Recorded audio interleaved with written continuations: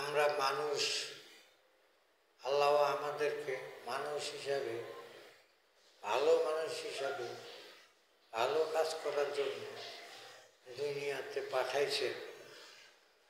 আসলে কি আমরা ভালো মানুষ, ভালো কাজ করি?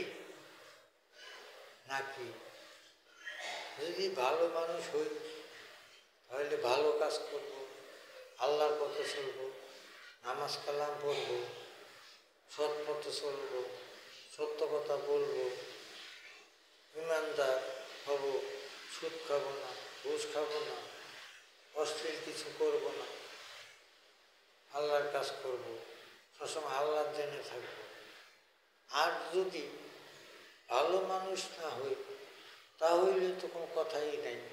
তাহলে আমরা খারাপ কাজ করব, জেনা করব, সুদ খাবো, মদ খাবো, ঘুষ খাবো, তারপরে নামাজ কালাম পড়বো না, সৎ পথে চলবো না, ভালো কাজ করব না, পরের ক্ষতি করার চেষ্টা করব, পরের কীভাবে ক্ষতি করা যায় সেদিকে সবসময় ব্যস্ত থাকবো।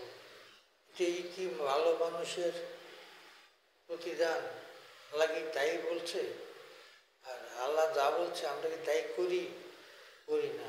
আসেন ভাই, আমরা এখন সকলে মিলে আল্লাহর আদেশ নিয়ম কানুন মেনে চলার চেষ্টা করি। আমার সাথে সবাই চেষ্টা করেন, আমিও করি, আপনারাও করেন। আমিন।